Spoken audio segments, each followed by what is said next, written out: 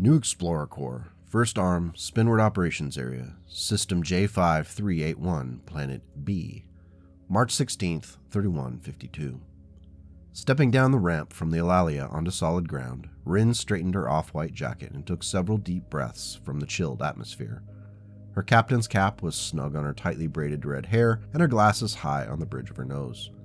She closed her eyes for a moment and silently told herself to straighten up and put on the show. Even though no one else knew it yet, Rin felt this planet held the key to her destiny. No, she knew it did. The ramp rumbled behind her as Akif's Calliope took its first confident steps down out of the dropship. The 40-ton mech held its right arm out, prepared to fire, but it was just the mech warrior messing around, and it didn't appear there were any surviving settlement on this chilly planet's surface. However, if any of the snowdrifts or plant life turned out to be hostile, Akif was ready. Behind him marched May and her commando. After their conversation outside the simulator, May had slowly returned to the world from which she had retreated following the loss of Ariana.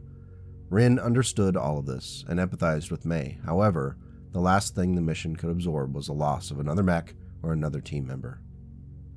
Being down to just one aerospace pilot was going to put the Rabbit's Foot at risk, especially since their pilot, Kip, was still devastated by the loss of his daughter. Unfortunately, that emotion manifested in anger, and Kip was taking it out on everyone around him until Rin sat him down and they talked. She shared a few things with him which seemed to focus Kip on the mission at hand. When May's commando passed Rin by and began its patrol of the landing zone, Rin pulled the mech warriors up on the comlink. After a perimeter check, let's keep close to the ship. Olivia, since your mech is still being troublesome, you're my wild card. Keep out of sight in the dropship and come out if something happens, Rin said as she hopped into the four-wheeler Tenica was driving as it reached the end of the ramp. Half Captain, Olivia responded in a flat tone. Tenica had dark glasses on, help with the sunlight coming off the snowdrifts around the LZ. As Rin buckled up, Tenica asked, "Where to, boss?" 2 kilometers east, there's an old settlement. The drones show nothing recent, Rin replied. That sounds familiar, Tenica retorted with a slightly pained chuckle.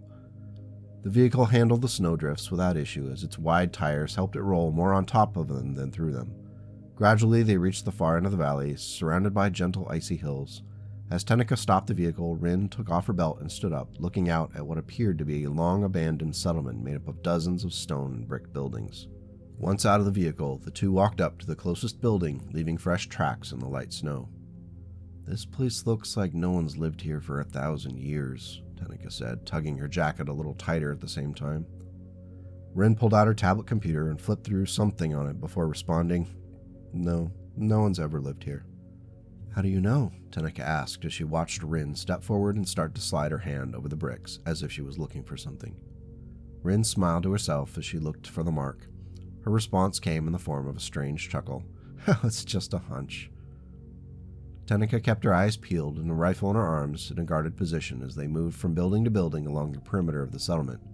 The mech warrior had no idea what the captain was looking for, but she sure was determined. After a walk around the 10th building, they were getting a bit far from the vehicle for comfort. Tenica was about to say something when Rin yelped out, "It's here!" She tapped on a brick that had a maker's mark carved onto it that looked like a warped star. The facing of the brick popped open, revealing a keypad with a small screen next to it. Now that's fancy masonry, Tenica said. Rin ignored the comment and typed in the code. After a few moments, the keypad chirped and the ground under their feet began to rumble. Rin and Tenica backed up, unsure what was happening. The snow fell from where it had settled on top of the ruined walls. Tenica lifted a rifle and had it at the ready, scanning for possible threats. Rin just waited. A rectangle section of ground, roughly the size of the vehicle they arrived in, began to sink and then slide back, exposing a gently sloping ramp into the ground. Rin stared in awe as her imagination began to run wild. She knew they were close to something big, and here they were on the verge of a grand discovery. As the movement and rumbling from the door stopped, Rin checked her tablet and then pulled out the flashlight on her belt. "You ready?" she asked as she walked toward the passage. "Shouldn't we wait for support or something?" Tenica asked with some trepidation. "You're my support. Let's go," Rin said as she walked down the ramp. Tenica tapped the comm link on her collar. "May, can you come babysit us out here? 2 kilometers east. We've found something," Tenica said as she looked back toward the landing zone. May responded quickly, "On my way." New Explorer Corps, First Arm, Spinward Operations Area, System J5381, T-minus 7 hours from Planet B, March 15th, 3152. Cal Levitt stood in awe of the messy cabin. Strewn around the items Rin had collected over the years were boxes of her grandfather's files, books, several tablet computers, and countless sheets of crumpled paper. In the middle of the chaos, Cal's best friend sat furiously scribbling with a pen on the latest sheet of paper. He looked over at the photos on her shelf and sighed. The one with the two of them, fresh out of the academy, hit hard. Her smile was infectious, and it was impossible to listen to her talk about her passions without also getting excited. It suddenly felt so long ago. Rin, we need to talk before we land. Your behavior is worrying the crew, and I think something is very wrong. If the stress of this mission is too much, maybe we can work something out with the Wolves and Dragons. With what we've found so far, it's possible they could give us a break on the contracts, Cal said as he stepped forward to Rin's desk. Rin finally looked up to reply, Cal, I have it. I'm sure, look. She held up a piece of paper, and from what Cal could make out of the hastily scrawled writing was confusing, but looked like a patterned code of some sort. He took the piece of paper from her and looked at it while Rin kept speaking. I wasn't sure at first, but there's a cadence to the words. When I wrote it out, I started to notice the pattern. See, it repeats every 3 lines, even though the whole thing is 300. A whole speech, but only 3 important lines you need to know over and over. Cal was even more confused by her explanation. He shook his head and looked into her excited eyes before saying, Rin, what are you talking about? What speech? These 3 lines? It looks like gibberish. It's not. You see, these 3 lines repeat over and over. I ran it through some programs, but the computer wasn't able to get much. Just numbers. But I saw there was more to it. If you line these up, they look like coordinates.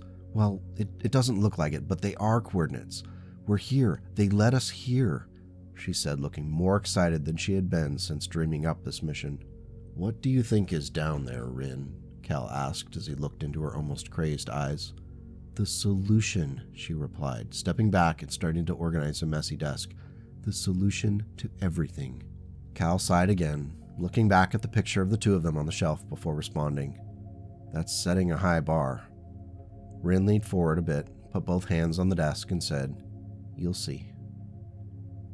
New Explorer Corps, First Arm, Spinward Operations Area, System J5381, Planet B, March 16th, 3152.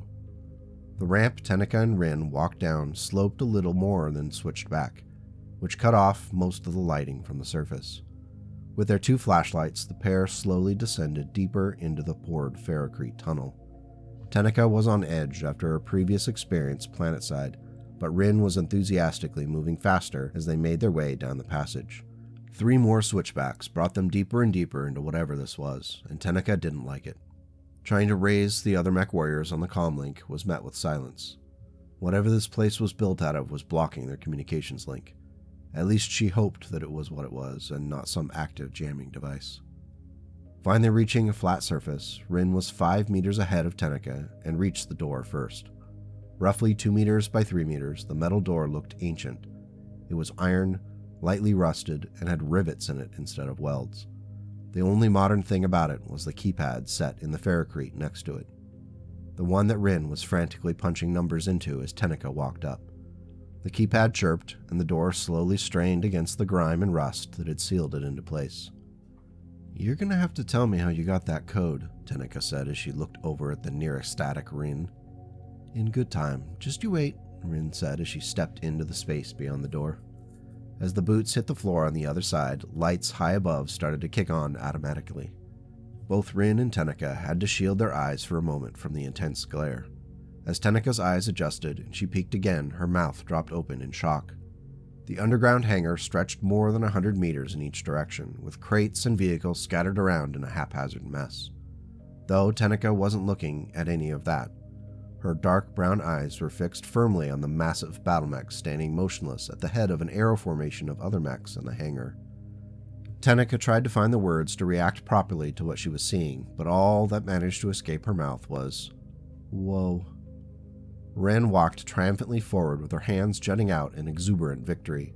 Her eyes scanned in every direction, mentally cataloging all the possibilities that lay ahead of them. Is that really a I've never seen one before for real, just holovids, Tenica managed to stutter, forgetting she was even holding her rifle at this point. It hung on her shoulder as she stood dumbfounded. I know you missed your Zeus, but I think you might need an upgrade, Rin said with a huge smile as she turned and gestured toward the leading mech. Tenica took in the amazing view, painted in black, shifting up to light gray as her eyes traveled higher on the mech. The king crab dominated the room with its presence. It looked to be in pristine condition, with no signs of combat repairs or wear and tear. Is it really mine? Tenica asked, still disbelieving her eyes. Rin smiled and walked up to Tenica, taking her by the shoulders, and responded, We can't have a mech warrior on the mission without a mech, can we? I suppose not, Tenica said as she was finally able to break her gaze from the mech and looked at Rin. After a few moments, looking around in awe, Rin sent Tenica back up to notify everyone that they were going to need to bring in the other dropship and Vasil to help with all of this. With Tenica returning to the surface, Rin took a moment to enjoy the feeling of vindication.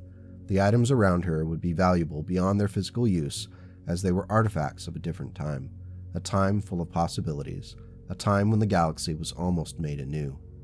She walked closer to a set of crates and wiped the dust away from the iconography on the top. The downward thrusting sword was unmistakable. Reaching the surface, Tenica opened a link to the comms officer on the Aurelia, asking her to relay a message to the Rabbit's Foot. Lieutenant Levitt, we need you to prepare the Acharyte to join us planetside. The captain has found a cache of goods and mechs. It's big. More info to follow, she said before connecting with the mech warriors.